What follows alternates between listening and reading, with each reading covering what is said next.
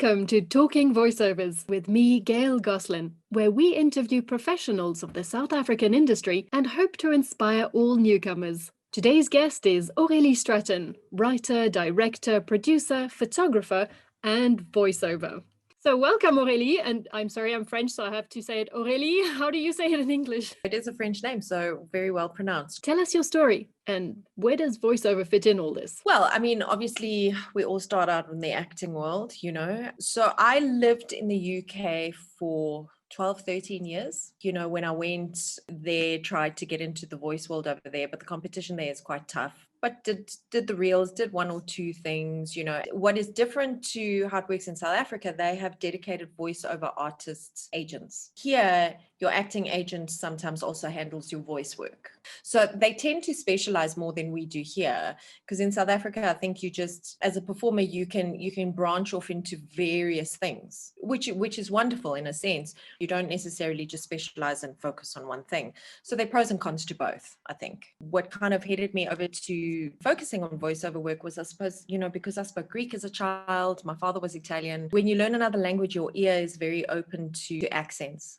If you have an ear for accent work, voiceovers are a great thing because, you know, I found people always looking for a British voice or an Australian voice or, you know, an American voice. So when I came back to work on some things here, I got one or two through my agent, and then often you get things through word of mouth. That's the wonderful thing about the voice community. Like I did one towards the end of last year, a friend of mine went up for it, and it was for an overseas company, a corporate voice, but they wanted a British accent, and they just said to her, they really wanted to sound like a native and you're just not cracking it. So she suggested me, which was fantastic. So I went in and I recorded, and it was great. It was also great to earn some money during lockdown. So, and then most recently, my journey has obviously taken me to Andrew Sutherland and Voice Me. And I'd worked with Andrew before. So I hopped on there, and I just kind of, what's great is you can do a free profile, you know, before you commit. Yeah. Boom, got a job on my free profile, literally Wow. a couple of weeks, you know, which I was just saying to an actor friend the other day who doesn't have a reel, put in the investment, invest in it, get a reel done. I think Andrew charges about 600 to do a voice reel for you. And then I think a Voice Me, like the low subscription for a year is 600. So you're looking at 1-2. Put that in because you'll earn it back with 2 voices. Make the investment. How did the pandemic change the way you worked last year? So last year during lockdown was very interesting for me. I was a finalist. The Natural Wildlife Foundation, they do wildlife films. They have a huge conference once a year. I had written and directed a film during lockdown, which did very, very well. And I won subscription to this thing. And they had this thing of voiceover to voice a wildlife documentary. So I was locked up at home and I just thought, why not? I literally recorded it on my phone. And then I got a call going, yeah, please attend the conference. You're a finalist. And I was like, you're joking. And what is fascinating about them is they say a lot of wildlife documentaries, the voices are not African. And when they say African, they mean everything from Afrikaans to South African to, you know, Zimbabwean. There's not an African voice. Also, we say the words Mother Nature, but we don't hear female voices voicing these wildlife documentaries. And I was like, oh, that's actually really true. Good point. Good point. So that was also really interesting and fascinating to do. I loved it. And, you know, I didn't win, sadly, but when I spoke to them, they said, you came close, hey? So I was like, oh, well, that's great. And it was a wonderful experience because they gave all the delegates, because obviously it was lockdown, they gave us all VR glasses. So we literally got sent these virtual reality glasses, and we had avatars, and we went into the conference with avatars. It was quite extraordinary. You started out by saying, obviously, we all started in the acting world, but we didn't, all of us. You did. Oh, did you not? No, not at all. No. Oh, wow. So do you think that getting acting training is essential for doing voiceovers, in your opinion? No, I don't think it's essential at all, actually. At the conference with the competition, I met a guy. Man, he sounded like James Earl Jones. He was like the African James Earl Jones. I think he was from Botswana, and he was actually a biologist. He had no experience. It was his first time trying something like this. He just had a beautiful quality voice. He decided to try, and it was like so far out of his role. I mean, he's a biologist, you know. and he was great. I think certainly it helps if you're voicing an animation, you're voicing a character, you know, then yeah, I think having some acting background helps, because you're becoming an actual character. You have to find the voice of the character, and you know, it really helps get that across. I think voicing things like commercials or corporate videos, I don't think it's necessary at all. And then again, if you voice an animation, it's not that you need to have acting background, but I think, you know, if you do have it, it just helps you crack it easier. You know, you get into it quicker. But then someone else who doesn't have the acting background might take them a little longer, and then once they figure it out, they're good to go. And you can always get training along the way. Exactly. Or you can ask people to help, or get someone to give you advice, that kind of thing, you know. There's so many different realms of voice and voiceover work. I had a friend in the UK who was voicing an audiobook, and that sounded like an absolute nightmare. In what way? It was her first time doing it, and she got the job. And basically, you have to edit all your breaths out. It's so painstaking and so slow, and it's so much work. You have to dedicate all your time to it. You actually cannot do anything else. So, and I know we haven't ventured into that here just yet. Yeah. Actually, if you don't have an engineer, because it doesn't pay you enough to have an engineer, it's a lot of work. Yeah. We see these celebs, like, you know, reading books, but because of their name, that publisher or whatever will pay for an engineer. So the guy just goes into studio and reads. That's great, you know, but we don't all have that luxury. And they get paid more. Yeah, for sure. Yeah, they get paid a hell of a lot more, but they don't have to do the work. They just have to voice it, you know. So, yeah, and they're already actors, so they know what to do. So yeah, I don't know if I'd be ready for that. I do love studio, and I do love going in, just doing a quick voice. It's great. For what you get paid and the amount of time you have to put towards it, voice work is such a great thing, you know. The last job I did, I think I was in there for half an hour. That's fabulous. You know, yeah. I was just like, this is amazing. If you're enjoying this interview, give it a thumbs up. Do you have a preference between voice and full body acting? Full body? No, I think they're very different. I love them both. But I mean, lately I've also gotten into the other side, because I started a production company. So doing more kind of producing and writing and that kind of thing. I mean, the only thing with acting, and certainly in this country, is you've got to diversify. You know, there's not enough work. So, and then, you know, I'm just not the type to sit around and wait for the phone to ring. I can't do that. I have to be busy, be doing something. It's better kind of having your finger in a whole lot of pies. That's very funny, because that was my exact question, is would you say that having fingers in many pies like you do is a secret to your success? And I wrote it out exactly like that. Great minds. That's the thing. Yeah, I mean, look, I mean, we're all trying to do what we can. The more fingers in, the more pies you have, the more chances of you making money. If you are a performer, you need to have a voice reel. I've met some actors who don't, and I'm like, why? So they're just actors and they've never tried voice. There's some people in this town that make a really good income and do a lot of voice work. And if you don't have a reel, you're not in the game. Might as well give it a shot. Yeah. And I suppose with lockdown, a lot more people started. Yes, I think there was an influx. There definitely was an influx. I mean, I know that my agent as well, I was there the other day, and they said, come check out. And they made a little studio for anyone who couldn't have a studio at home. They're like saying, if you get a voice job and they need you to record it, come in and record it at us, which is great. They've got a great little setup. They've got a great mic. They've got, you know, all the soundproofing. So I was like, that's brilliant, guys. You know, that's a real big help. So that's the way it's kind of going. I mean, look, nothing beats going into a studio and working with an engineer, you know, because it's working with people and stuff. But it's definitely worth having some kind of home setup, or knowing someone with a home setup that you can pop in and use. When you said that you like to go to studios, is it because you like working with people, or is it because you would prefer to be directed rather than self-direct? I think it's a bit of both. I do love working with people. There's nothing better. But then also, you know, I mean, look, the one thing about voice is, you know, clients. My half an hour in studio, they were great. The clients were great. You know, they didn't give me a lot of notes, and they were like, okay, yeah, just try it like this a little bit. And I was like, and they were like, yeah, we're happy, which was great. But that doesn't always happen. Sometimes you go in and, you know, every voice artist, can you sound more happy? What do you mean? you know, I mean, I suppose going in and getting the note directly from clients, because they'll always Skype them in, is handy, because then if you self-direct and send it to clients and then it's a back and forth, it just takes more time. That's the thing. So it's a bit of both. And obviously it's always nice working with people. Yeah, You know. interaction. Yeah. Interaction's fun. The one thing I did do a few years ago, sure, it was intense, was I dubbed a Spanish telenovela. Cool. Lots of fun to do, but like I can't watch dubbed stuff. It's terrible. No matter what you do, it's terrible. You can see it's not the person speaking. It's true, but when you're French and you've grown up on dubbed movies, you get used to Really? it. You get You used get to used not to it. reading the lips. You just look at the eyes or something. But Look, I mean, that's the hard thing, is trying to fit it in so that, you can't be too short and you can't be too long. You have to match, that's why while you're reading, the scene is playing and you're kind of trying to match it. And it's quite hard. And because it was a Spanish telenovela, it was also quite funny because they would often play me the line and then the translation would be wrong. And I go, guys, that's not what she's saying. Oh, hang on. I'll be like, no, yes, but they have to fit it in, so they have to change it. Also, you can't get, puns in some jokes. They have to change. No, it just doesn't work. Hard. It doesn't work. And then sometimes you could see they struggled, so they Google translated, and you're like, no. That's like completely way off. We've gone off the story here.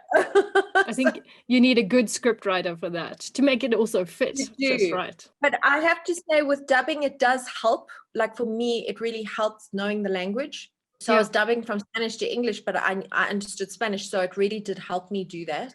If you're dubbing a French into English, it would help if you speak French.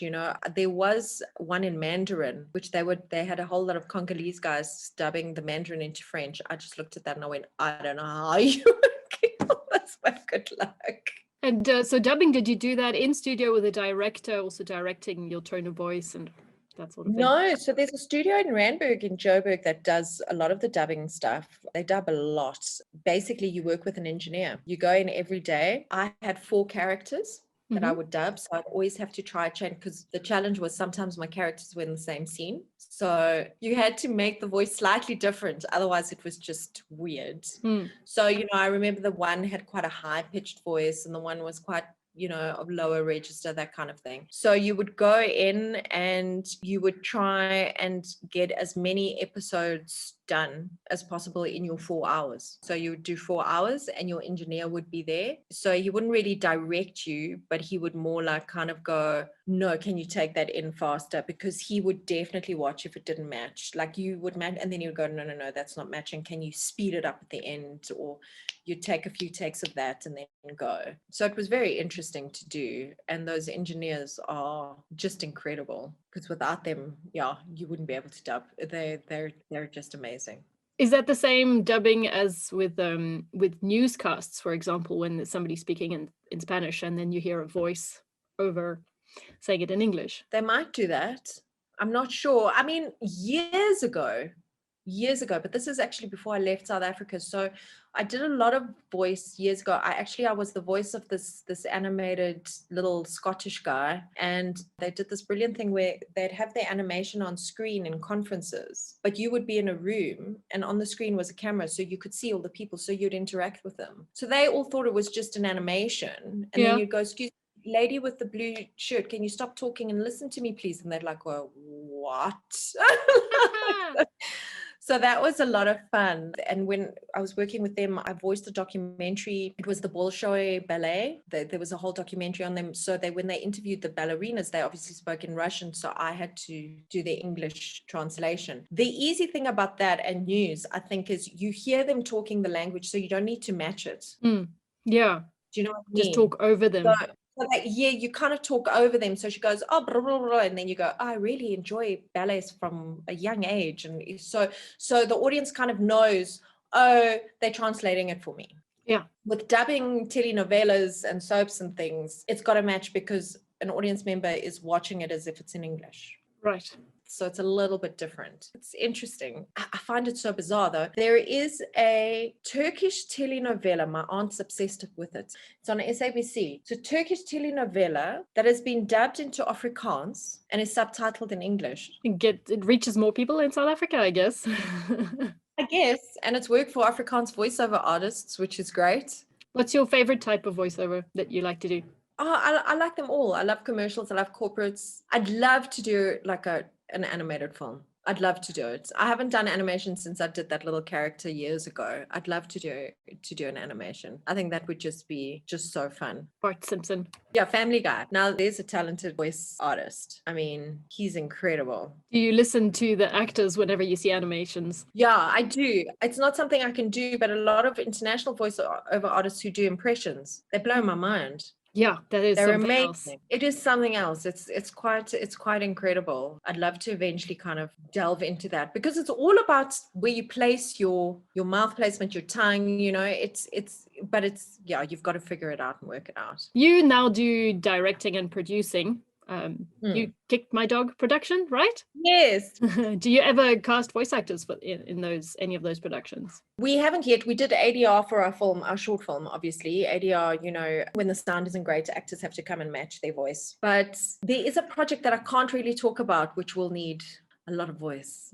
So how do you choose your voice actors for that project? Do you go through an agency or do you just put out a casting call and hope to get 1,000 auditions? We're not that far down the line. I mean, we've discussed a few because obviously we would put in some known people. Mm-hmm. And I mean, what I would do, thinking off the top of my head, I would go online and try and see if I can hear anyone and approach people to send in auditions. Directly, Directly. Because the last thing you want, yes, exactly. So I'd like hit voice me. I might even go to my agent and I'd be very specific. You know, I need this kind of a voice, someone like to voice a 12-year-old boy. You know, this is the accent. Who have you got in that range? Because if you go, I'm looking for voices, you're going to get slammed with too much. So, I mean, that's the thing. I mean, with voiceover artists, I think you've got to play to your strengths. If you're very good at doing a young voice, get those reels up that showcase what you can do. And make sure your agent knows what you can do so that they can. Make sure your agent knows what you can do. Exactly. You know, if you're very good at an accent, at a specific accent, make sure you've got a reel showcasing that. If you can speak other languages, you know, make sure, like I think it was some conference, they had sources from all around the world. This is what the company made. There were some Indian sources, so they got an Indian guy to do that, whatever. And they wanted me to come in and do the Spanish one. The reason they were looking for a Spanish speaker is because, yes, I had to do it in a Spanish accent and it was in English, but then they wanted me to ad lib, throw in a Spanish word, say a little Spanish phrase. So if you do speak another language, that helps, you know, if they want you to improv around their script, because it adds flavor to it. Even if one isn't completely fluent in the language, it helps anyway. It does, yeah, to have, know a few little phrases, you know, like I had to say hello to everyone. So instead of saying hello, you say hola, because that's hello in Spanish. You know, if you did a French one, it wouldn't be hello, it would be bonjour, you know. Yeah. So it just helps to have that flavor. So always have that in your back pocket, especially if they say, oh, we're looking for this accent, just to have a few phrases, a few words that, even if you write them down, it's a beautiful thing about studio. You don't have to learn any lines. You can just have it on a piece of paper. Yes. For those of us without very good memories and who wouldn't be able to stand in the theater. You just have a piece of paper and you can just go, hey, yeah, I can read this. This is fantastic. So would you recommend that having an agent is essential in this country anyway? No, I don't think so. I mean, look, because I have an acting agent, they also deal with my voice stuff.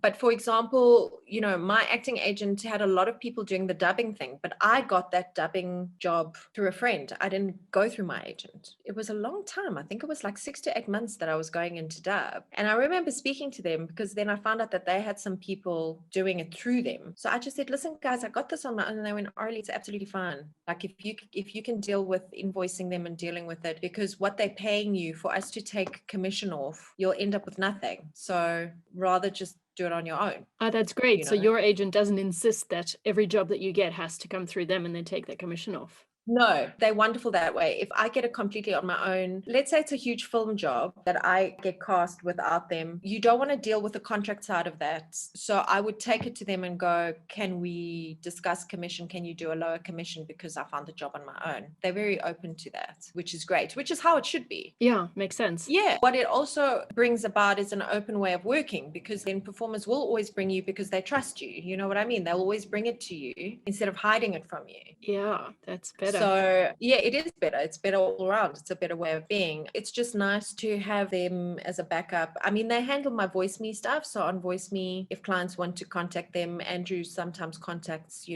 my agent instead of speaking directly to me. And sometimes it's just easier with the paperwork and the contracts and all of that kind of thing. But it's definitely not required. If you're someone who wants to be a voice artist, I would say my advice, make sure you have a lovely reel showcasing what you can do. Go on to VoiceMe, pay for a subscription, get your stuff up there. Obviously, I think Andrew's probably got a little thing where when it says agency, you can say independent. He does, yeah. And they'll just contact you. Yeah, they just contact you directly. Yeah. That's not a problem at all. Just be good at admin. Follow up with your invoices. Just be good at that.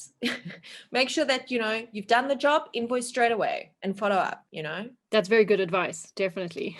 And then save some of it for taxes. Mustn't forget taxes. Yes, that is very important. So that's also one of the bonuses of my agency is they hold the tax money back. Oh, that's good. Yeah, if you don't want them to, they won't, but they hold it back and then they release it when it's tax time to you. Oh, okay. So they don't pay PAYE directly to SARS. They just hold a portion back for you too. That's useful.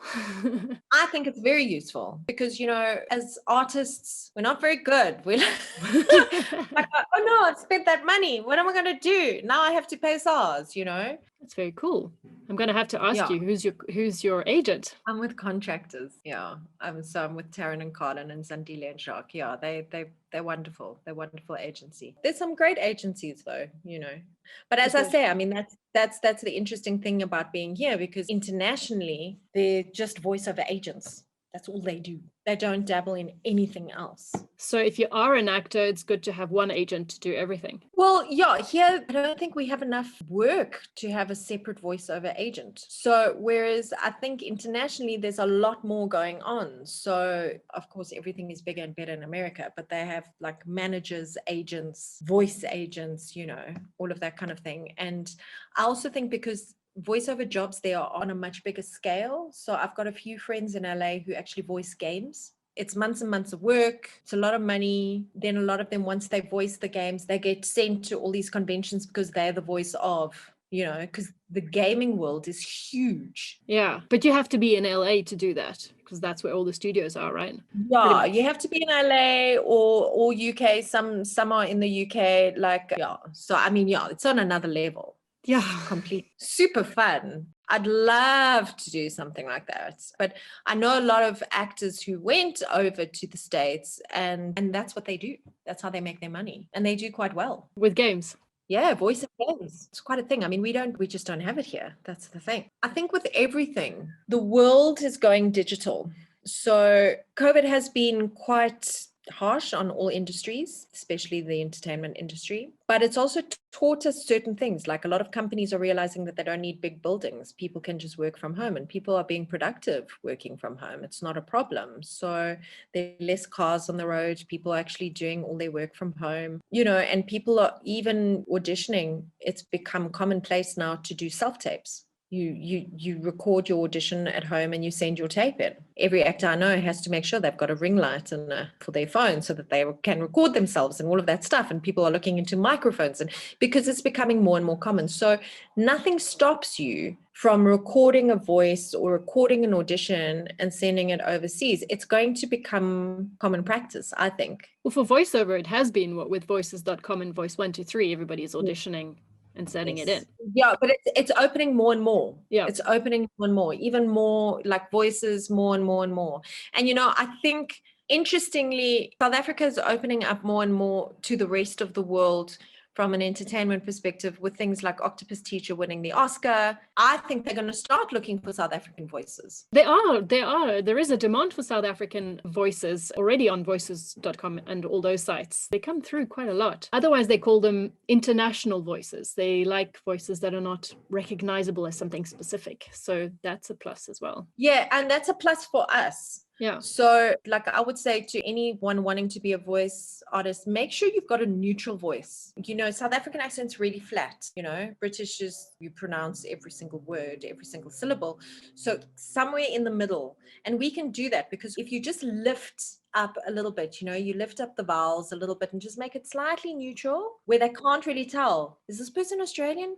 Is this person British? It's just a very neutral English voice. It goes a long way. It does for all the international campaigns where they can fit everywhere. Exactly. And that's one advantage we have because we can mold our voice into that neutrality, which is hard sometimes for an American voice artist to do, you know? It is. Yeah. It's hard for them to neutralize. You know, England, there's some northern accents which are very hard to get into a neutral space because it's quite a strong, specific accent. Whereas ours, we can mold it, we can shape it. You've just got to work on it. Yeah, as with anything, I suppose. Yeah. As with anything. How can our audience get in touch with you? Anywhere, any social media platform. I'm on Instagram, I'm on LinkedIn, though LinkedIn still boggles my brain a bit. I'm still learning how to use LinkedIn.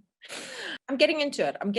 I'm on all social media platforms, so you can find me anywhere. It was really great speaking with you and lovely to meet you. Nice to meet you too. Yes. To make sure you don't miss out on any of the episodes, be sure to subscribe and hit that bell button. Find Talking Voiceovers on YouTube and on your favorite podcast platform.